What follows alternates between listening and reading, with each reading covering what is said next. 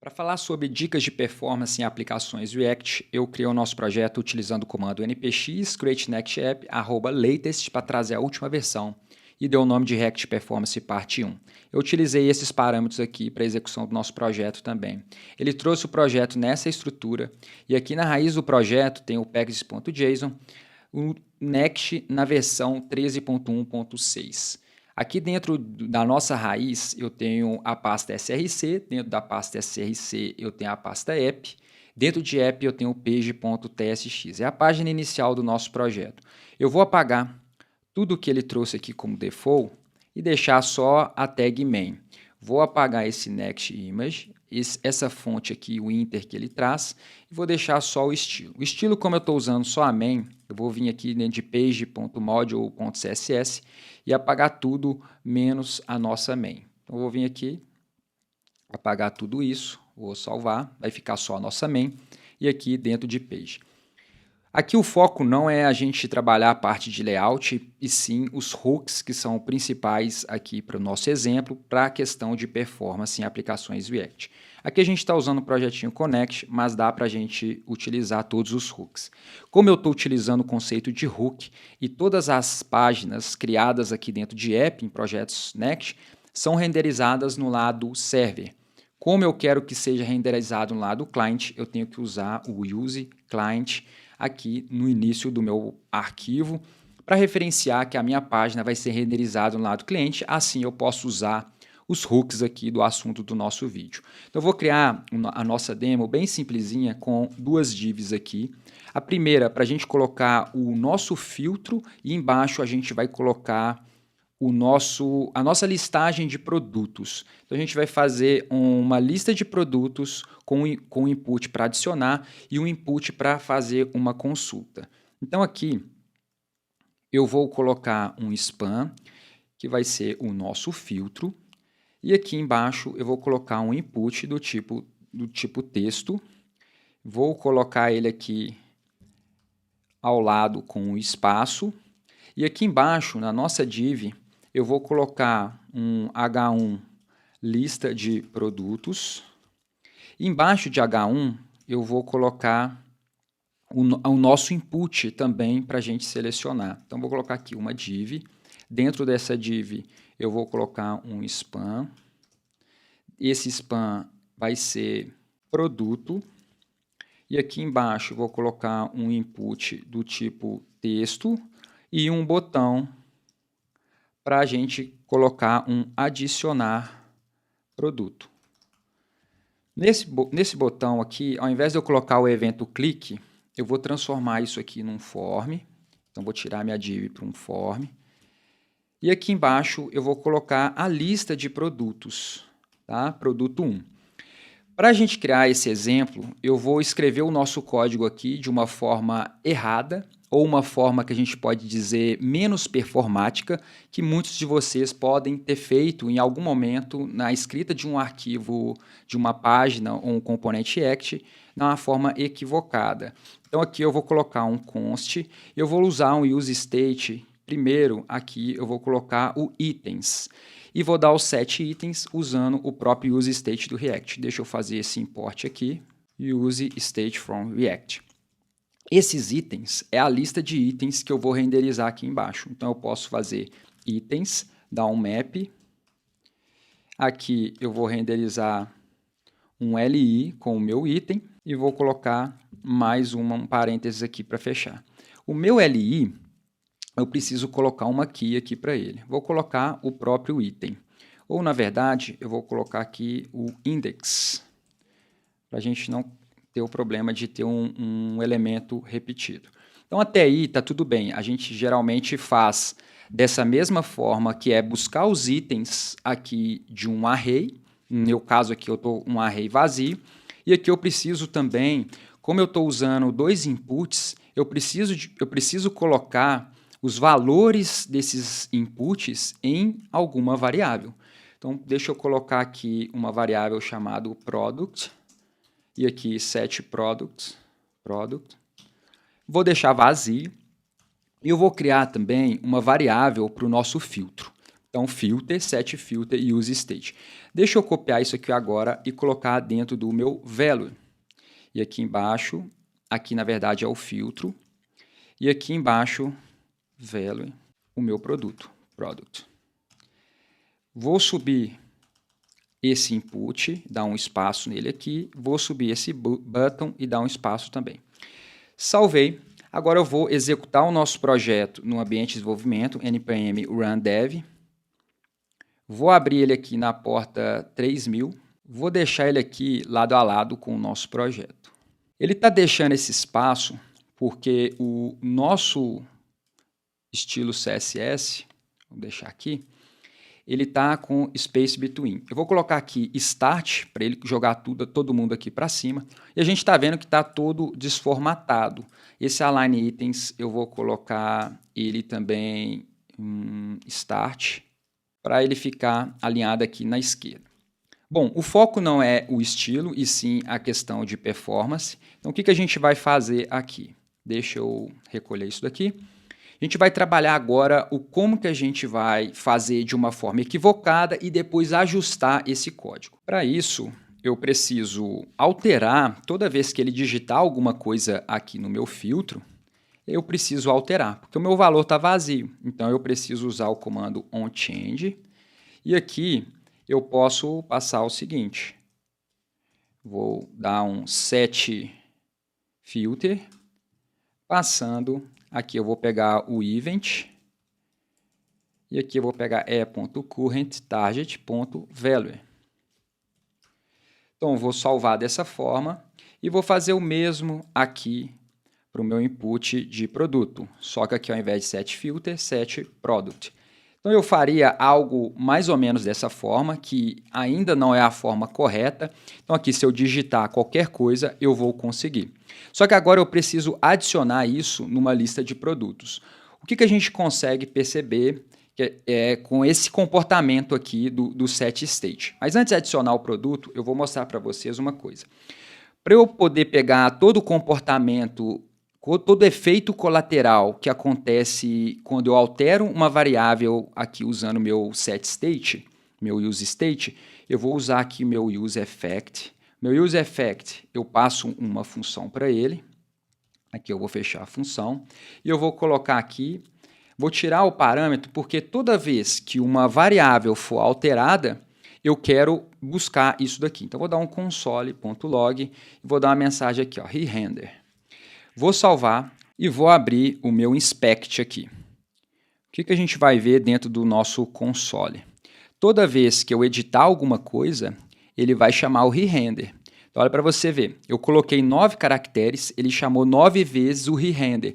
O re-render, ele vai carregar todo esse nosso componente novamente. Então, independente do que eu esteja fazendo aqui, ele vai recarregar isso aqui. É claro que o React ele já tem uma forma inteligente de saber o que está guardado aqui em memória e para não renderizar novamente. Mas isso tem um custo.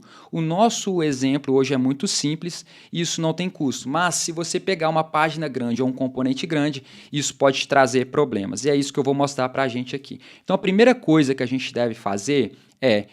Como o produto, eu não quero que o re-render aconteça toda vez que eu digito, porque ele só vai ter um efeito aqui quando eu clicar em adicionar. Então, eu não preciso pegar o onChange e ficar alterando a minha variável product. O que eu posso fazer? Eu posso comentar isso daqui, então eu não tenho o meu product mais, e eu posso usar o nosso primeiro conceito aqui, que é o input ref, vai receber useRef, e eu vou passar aqui o useRef como um import aqui em cima do React. Então, esse input ref que eu vou usar para produto, eu posso colocar input product, e ao invés de colocar o meu value e o meu onChange aqui no meu produto, eu vou simplesmente colocar o ref input product. Então, eu vou conseguir pegar isso aqui depois e trabalhar quando eu for adicionar o produto. Então, eu vou salvar. Quando eu mexer aqui, deixa eu limpar aqui o meu console, quando eu adicionar o produto, ele não está chamando o re-render. Então, eu já economizei um re-render aqui dentro da minha aplicação. Agora, eu vou criar um método aqui, const handle add product. Vou passar aqui o meu evento, Vou colocar ele aqui quando eu for clicar, quando dar um on submit no meu form, on submit. Vou passar aqui. Deixa eu desmanchar isso daqui. Eu vou pegar o meu evento. E aqui, a primeira coisa que eu vou fazer é o e.preventDefault. Aqui ele já trouxe uma sugestão que é o seguinte.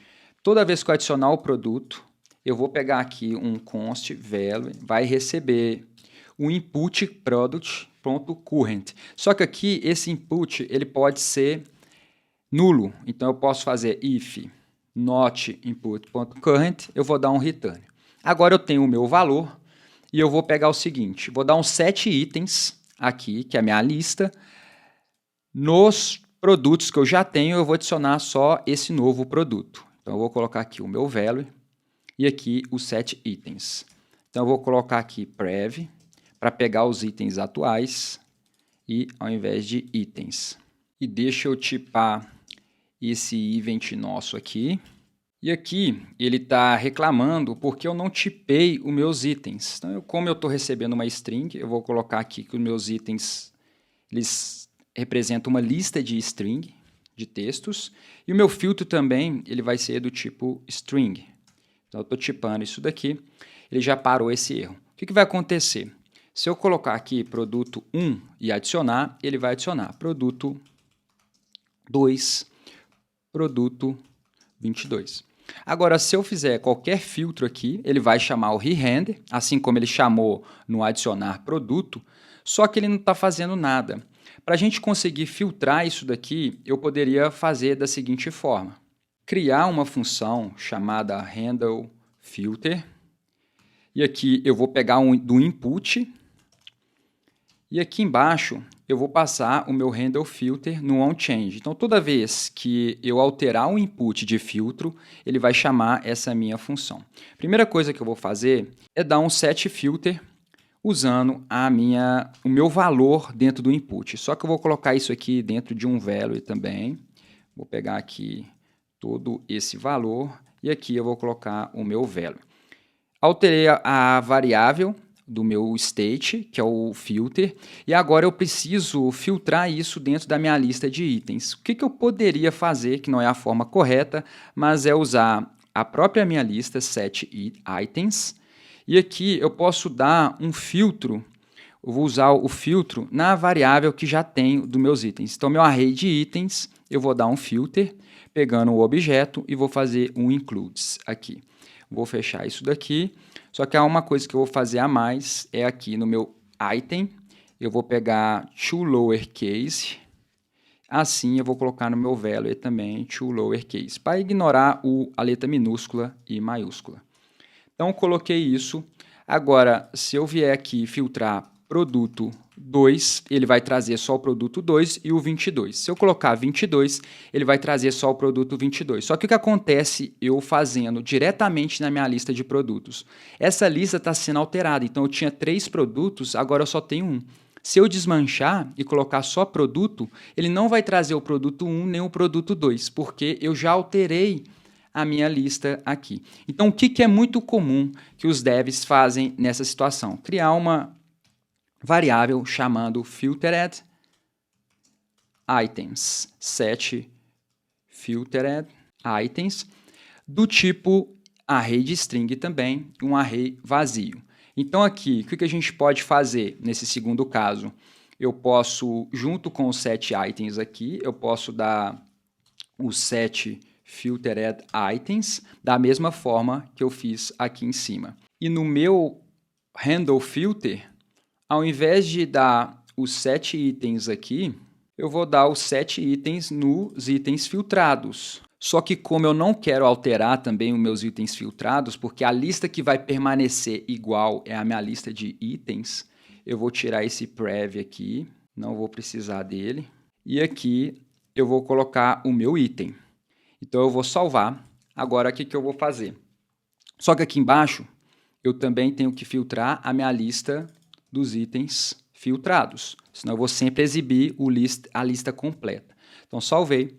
Vou colocar aqui agora produto 1, produto 2, produto 22. Se eu vier na minha lista aqui novamente, Deixa eu limpar aqui o meu cache. Vou digitar produto 2. Ele vai listar esses dois. Produto 22. Agora, se eu desmanchar, ele volta a exibir minha lista porque eu estou replicando, eu estou fazendo uma cópia da minha lista. Só que o que acontece? Eu estou trabalhando com state aqui também. Então, toda vez que a minha lista é alterada, todo o meu componente é recarregado. Aqui entra um novo conceito, uma nova dica que a gente pode fazer. Nem tudo que a gente for desenvolver, que precisa de ser manipulado, a gente pode trabalhar com o use state. Então, o use state, ele usando com consciência, ele pode trazer um benefício para a sua aplicação. Mas se você usar de uma forma imprudente, isso pode trazer problemas para a sua aplicação. Aqui, para a nossa aplicação, não trouxe nenhum problema, porque é muito simples o nosso componente. Mas se o seu componente fosse um pouco mais complexo, isso poderia realmente trazer um problema de performance para a sua aplicação. Então, eu vou comentar essa linha daqui e vou fazer o seguinte, const filtered items, eu não vou trazer isso como state, e eu vou fazer o meu filtro aqui, items.filter, e aqui eu vou filtrar o meu elemento fazendo o seguinte, me dá o retorno de todos os itens, eu dou um toLowerCase e faço um includes para identificar o pedaço do meu filtro dentro da minha palavra e retorna esse item. Então, agora, eu comentei isso, eu posso comentar essa linha de código, porque eu não preciso mais de state, e eu posso comentar essa linha de código. Nosso código vai voltar a funcionar, só que agora de uma forma muito mais inteligente, com muito menos re-render. Então, se eu vier aqui, produto 1, produto 2, produto 22. Agora, eu venho aqui no meu filtro, produto 2, produto 22, desmancho, e ele continua filtrando da mesma forma com muito menos re-render aqui na nossa aplicação. Agora a gente vai para a nossa dica final, que é a forma da gente utilizar o useMemo. É outro hook muito importante para questões de performance da nossa aplicação. Como que o useMemo funciona? Então deixa eu colocar aqui. O useMemo, ele pega toda uma função, então a gente vai colocar aqui a nossa função useMemo, abre e fecha parênteses, uma arrow function, e eu vou colocar aqui a nossa função. E eu vou colocar aqui como parâmetro tudo que é alterado aqui na nossa aplicação. Então, o que a gente está fazendo aqui? Toda vez que o items ou o filter for alterado, você executa essa função, mas se essas duas variáveis não forem alteradas, você guarda isso em memória e não executa esse resultado novamente. O useMemo, ele faz exatamente executar sua função e guardar o retorno. Então, se aqui eu estou filtrando 3 itens e eu digito meu filtro e retornam 2 itens, ele vai memorizar esses 2 itens. Se ele for passar num re-render novamente, sem alteração nessas duas variáveis, ele vai permanecer com isso em memória e vai trazer para a gente de uma forma muito mais rápida. É claro que o nosso exemplo, a gente tem 3 itens, fica muito mais rápido, independente se usa useMemo ou não. Mas no caso de uma aplicação real, você vai ter vários itens, centenas e milhares de itens aqui, que isso pode trazer um ganho muito performático dentro da sua aplicação. Então, a gente fez essa questão do useMemo, a gente vai continuar funcionando o nosso código da mesma forma, produto 1, produto 2, produto 22, e eu filtrando aqui, a gente não vai perceber tanta diferença. Então, eu coloquei 2, 22 e está trazendo na mesma velocidade. Acontece que a gente não tem o nosso caso de renderizar isso aqui novamente se a nossa aplicação não for alterada. Porque eu poderia ter muito bem um outro state aqui que seja alterado, por exemplo, temp, setTemp, eu vou colocar aqui como um boolean, e aqui false. E esse temp, eu vou adicionar um botão aqui embaixo, um button, forçar state. E aqui eu vou adicionar o meu evento onClick, e vou colocar aqui o meu setTemp, vai receber o estado anterior e aqui eu vou substituir o estado anterior. Se é falso, vai para true, se é true, vai para falso. Então, eu vou salvar isso daqui. Então, se eu tenho o meu produto 1, produto 2, adicionei e eu filtrei, prod, se eu forçar esse state, o que vai acontecer? Essa minha função, que está memorizada, com o use memo, ela não vai ser executada novamente, porque o meu items e meu filter continuam com os mesmos valores. Então, esse valor está memorizado. Então, a gente ganha um tempo muito bom aqui de performance. Então, a gente pode perceber que a gente usou useEffect, useState, useRef e useMemo para trabalhar de uma forma muito mais inteligente, mesmo isso sendo um componente muito simples.